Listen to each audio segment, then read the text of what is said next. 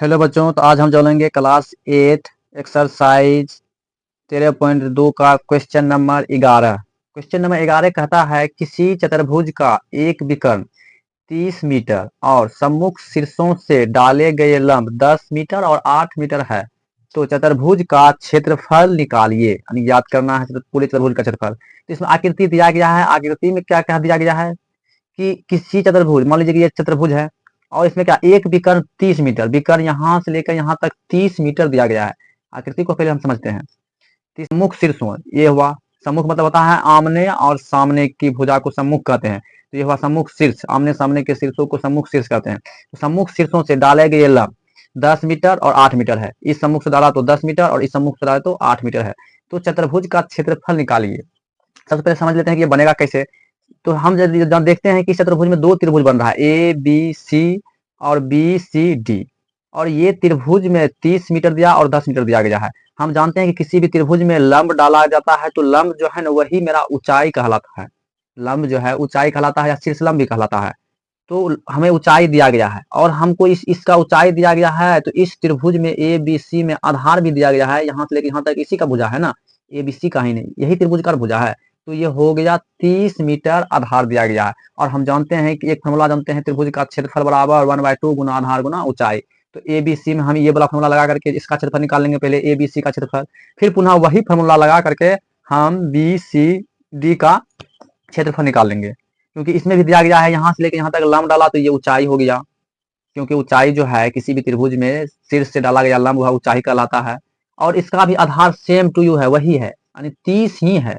क्योंकि यह जो है रेखा, यह रेखा इस त्रिभुज में आ रहा है, इस त्रिभुज में इसका आधार 30 होगा, इसका भी 30 ही होगा। तो आधार दोनों का सेम है, ऊंचाई अलग अलग दिया गया है और दोनों का क्षेत्रफल निकाल लेने के बाद दोनों को पुनः हम जोड़ देंगे तो ए बी सी डी का चतुर्भुज का क्षेत्रफल निकल जाएगा। ठीक है, तो आप अपने से भी निकाल सकते हैं। तो चलिए इसको हम निकालते हैं। सबसे पहले हम निकालेंगे ए बी सी का क्षेत्रफल।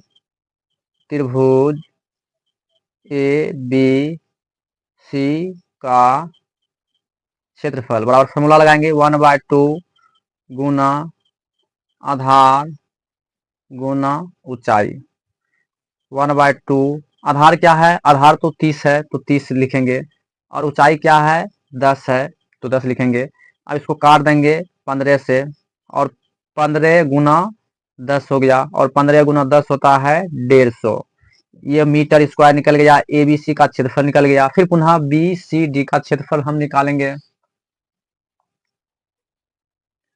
त्रिभुज बी सी डी का क्षेत्रफल बराबर 1/2 गुना आधार गुना ऊंचाई बराबर 1/2 गुना आधार तो सेम है 30 ही है, और इसका ऊंचाई कितना दिया गया है, ऊंचाई इसका 8 दिया गया है। बी सी डी का त्रिभुज का 8 मीटर दिया गया ऊंचाई। तो यहाँ पर हम बैठा देंगे 8, इसको हम काट देंगे 15 से, इसको गुना कर देंगे 15 गुना 8, और 15 गुना 8 करेंगे तो 8 5 40 से 0, बाकी 4 बच गया, और 8 का 8 तो 8 4 12 हो गया मीटर स्क्वायर। तो इस त्रिभुज का क्षेत्रफल 120 निकल गया।